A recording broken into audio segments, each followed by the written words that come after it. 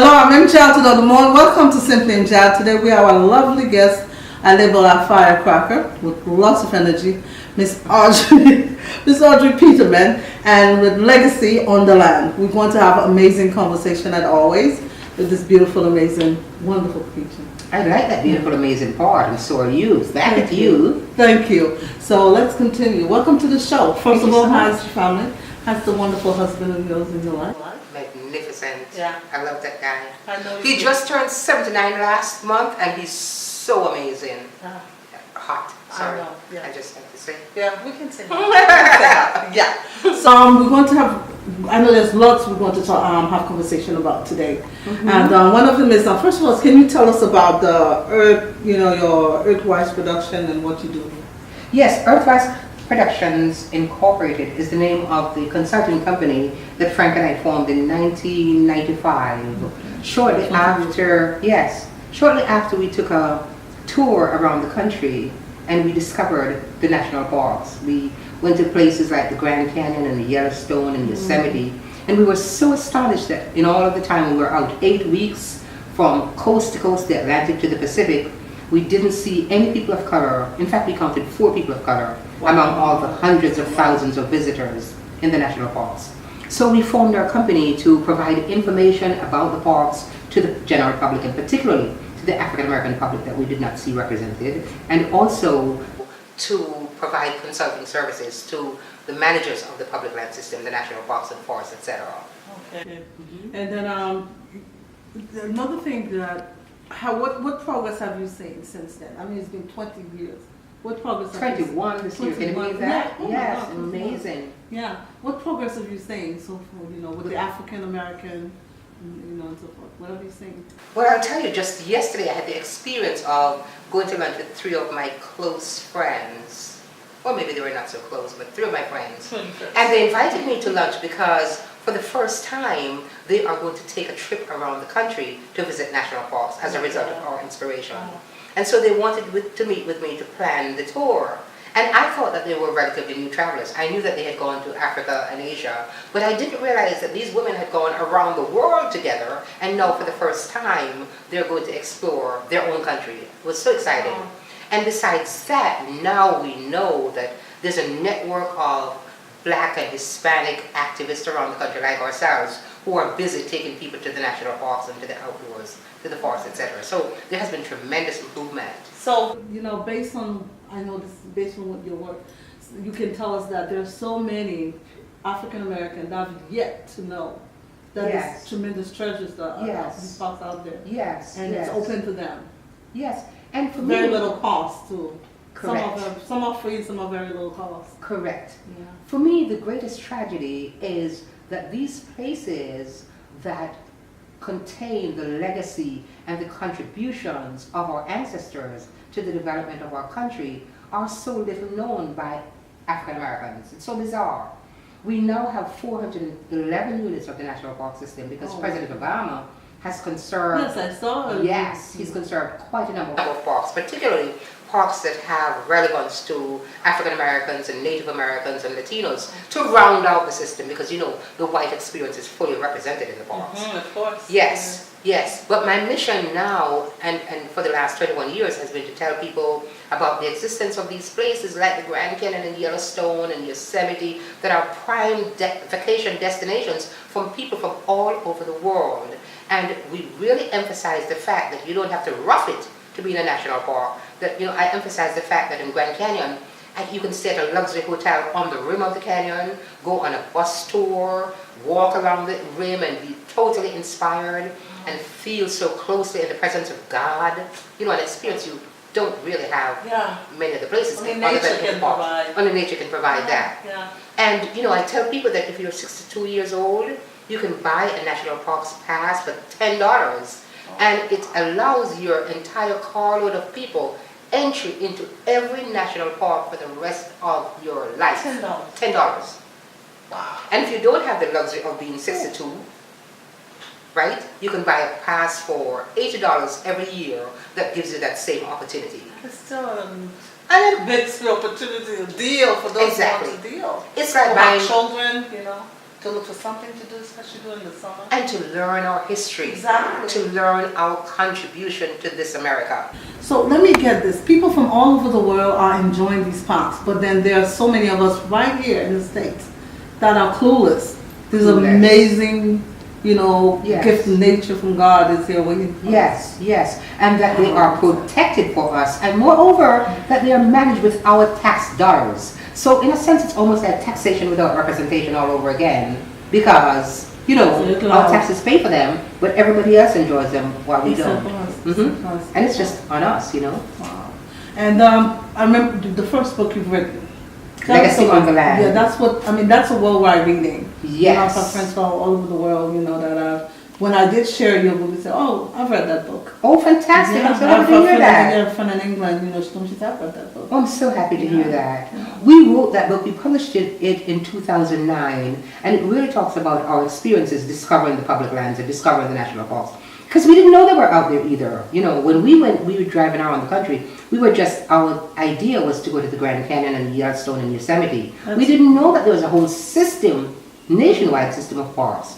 So we talked about that journey, and then we talked about how we came back and started our company and strove to engage the public with the parks, and also strove to engage the public land managers to provide more information to the public. So your inspiration has pretty come from taking a drive, you and your hubby, just driving around, and yes.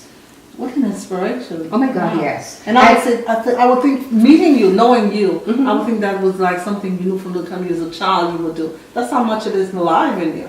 It is so very alive in me, and at this point, I'm really particularly passionately involved because you will not going to believe this, but there's actually an effort coming from within the Park Service itself. Within the leadership of the Park Service to allow corporations to have a presence in the national parks. And I am fighting that. I don't even believe in the concept of fighting, because I heard somewhere that if you fight something, it must fight you back, because otherwise how can the fight continue? So I usually couch my experience in the context of striving to accomplish something.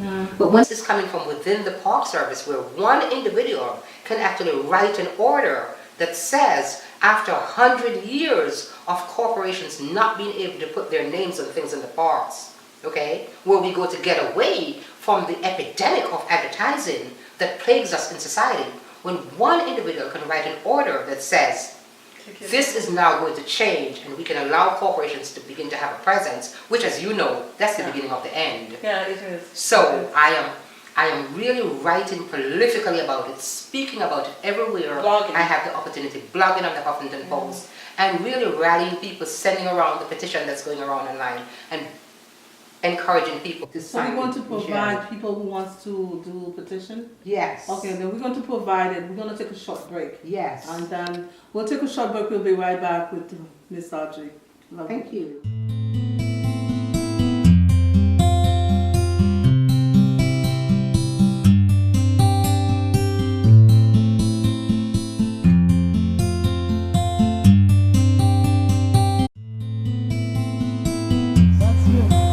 And you. Look at you. I just love you. You too. Hello, we're back and continue our lovely conversation with Miss Audrey Peterman, and then we're going to allow conversation to flow.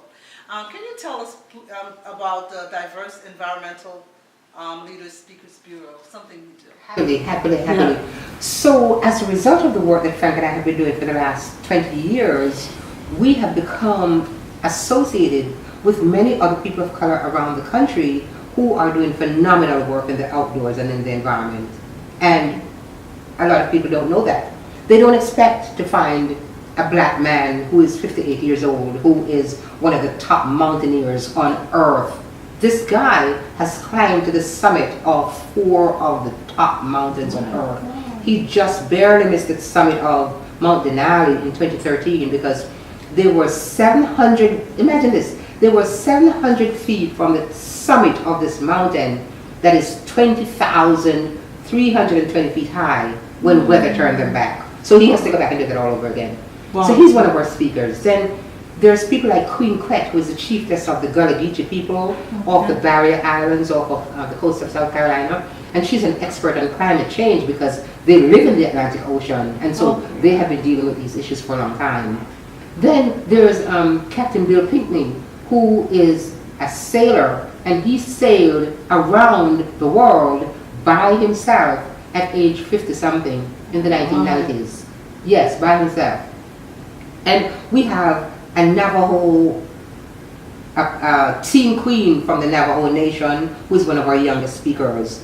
We have people who are energy experts, climate experts, outdoor recreation leaders. We have 60, this is teamwork. We have 60 people, and we had to cut it off at 60 because almost every week we get an application or an inquiry from someone who wants to join the Speakers Bureau. Guess what the problem is why we had to cut them off? We cannot find opportunities to get them to speak. Even though in America, the entire conversation in the conservation world is about we can't find people of color, we can't find diversity. And yet here we created this entity where people could go to one place on the internet at our Speakers Bureau, which is Diverse Environmental Leaders National Speakers Bureau. So it's DELNSB.com. Okay. Okay. We want to provide that. DELNSB.com, and just reach out to us and book any one of our speakers to come and do training, to come and lead trips, to come and talk about climate, to come and talk about energy, whatever. And also particularly the young people, to show other young people in the country. Our youth, it's important that our youth is aware. Vitally important. We have good information. We have young people who work in the White House on the Obama campaign. No, I believe in you. My cruise is youthful. So Yes. I believe in the power of youth. And they're outdoor recreation leaders. So we're always trying to find opportunities for them to go out and speak and inspire other people. But you know, everybody has to make a living. So this is a professional organization that we created where people could actually book people to come and speak. We have not really had the success we anticipated. Despite the fact. Why do you think you don't have? Well, let's put it this way. A lot of people like to talk about the problems, and they make the victims the problem. So for a long time, the conversation coming from the public land management agencies was, we can't find people, or people are not interested. And now that we have provided the people, Here now. So exactly. Where do we go from here? Exactly. And now that we've provided the people, you'd be amazed at how many passionate speeches I give to predominantly white audiences of people who are managers. And guess what the first question they ask me when I finish is, well, it's so hard. Is it because of the economic disparity that we can't find people to go out and enjoy? And I'm like, stop right there. Stop right there. Because the Association of the American Association of Hotel and Lodging said that in 2010, the plurality of African Americans, Latinos, Asians, of non-white people spent $87.5 billion traveling inside the country. So you can't tell me that it's economics, okay? No, it's not. It's the lack of information being sent out to the public and the lack of invitation to come and enjoy these places. So how do we get the message out there? You know, MJ conversations with MJ. Very well. We're always striving to get the message out because we have concluded that the change is not going to come from the government agencies. The change is going to have to come from the grassroots community. We're going to have to keep telling our people and encouraging them to go out and take advantage of what is out there. People are always waiting for the government to do something. But they keep forgetting that they too have a right. They have, you have the gift. Yes. You were taking a ride and suddenly you step into it. Yeah. Now in this case, you've created. Thank you, but the government does have an obligation, since they're using our tax dollars, to tell us about these places. For example, the national parks are managed by the National Park Service, and the National Park Service has I think about a $3 billion a year budget. It's not nearly enough, and the United States, the Republican Congress, has repeatedly undercut the budget. Exactly, I was going to ask you, what's the budget for the parks? Yes, they have repeatedly undercut the budget because I think that ultimately they want corporate America to take over the parks, and then we would all lose. But you know what I've realized, with nature, I believe that nature prolongs life, for those of us who are seeking, longer life, healthier lives. Yes. So if it's the government who's in charge of this is what I'm just saying, is aware that we need those parks. They Right. provide, for walks and enjoyment and, Right. life longevity. Why not invest in this for humanity? Why not invest in it? That's my question. Like a Because- little girl, I'm asking.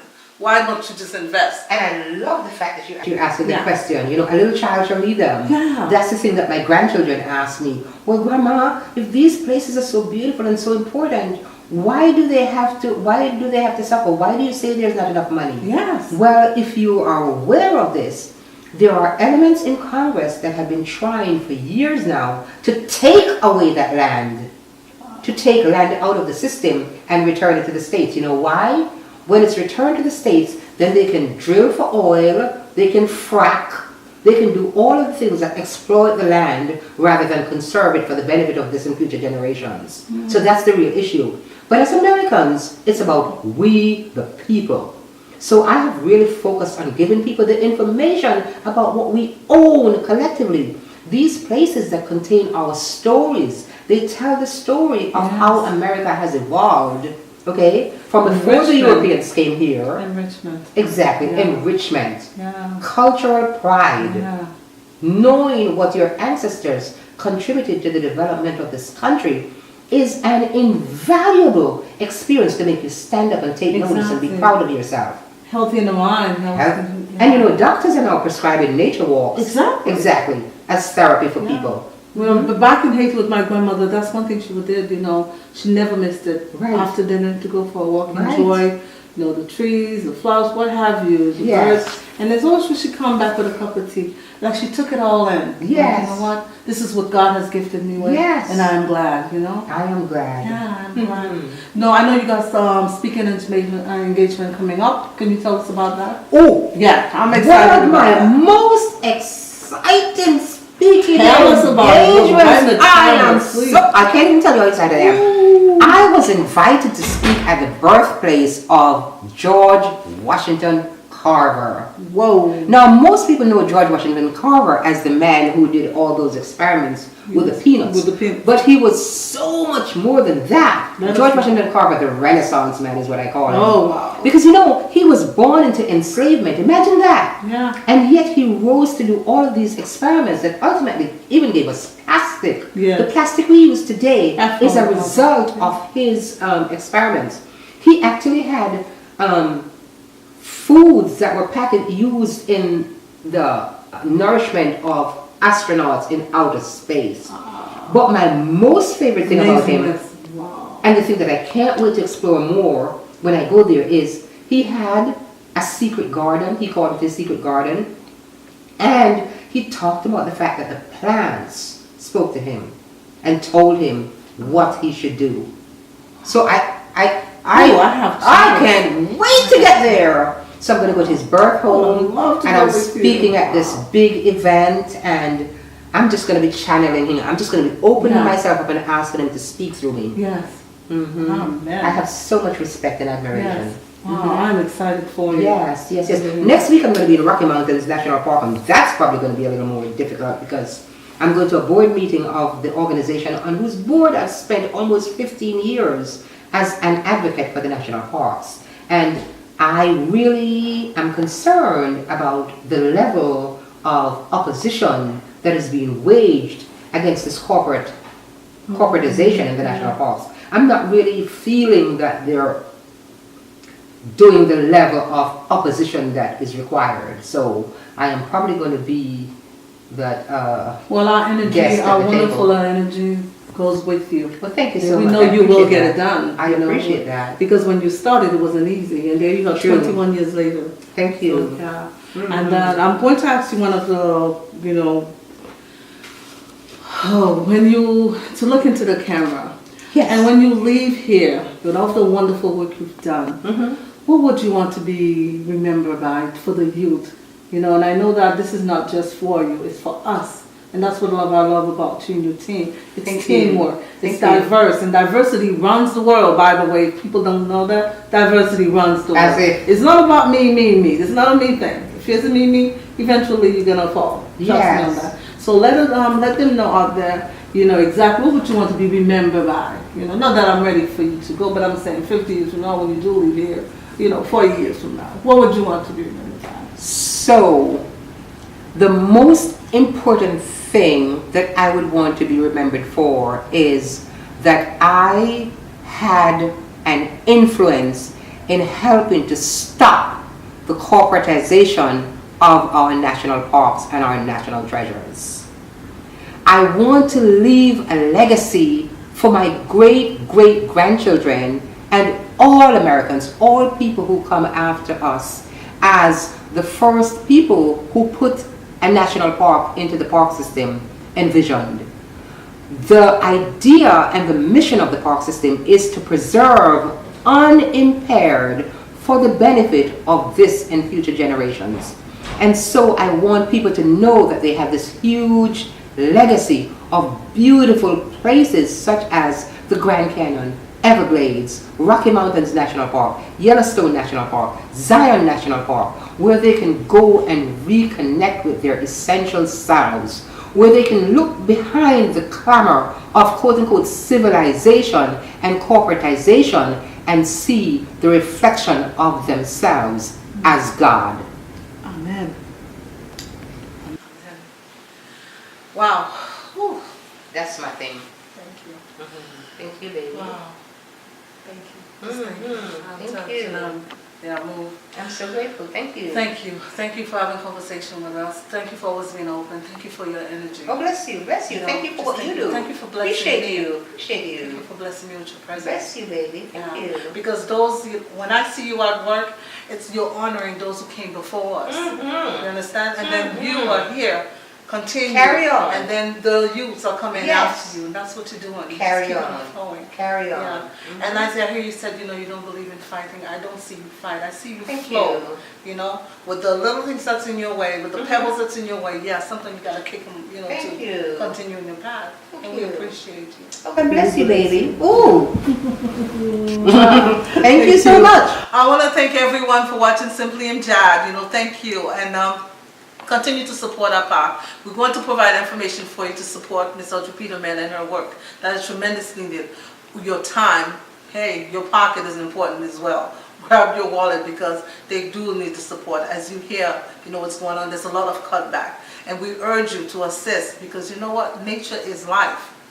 Nature is life. Think about that. If you were to wake up today and everything in nature was gone, where would you be? Just think about that for a minute. I don't want to scare you, but it's a scary thought for me because I'm a nature girl at heart. And as always, thank you for watching the show. God bless. Cheers. Take care. That sounds like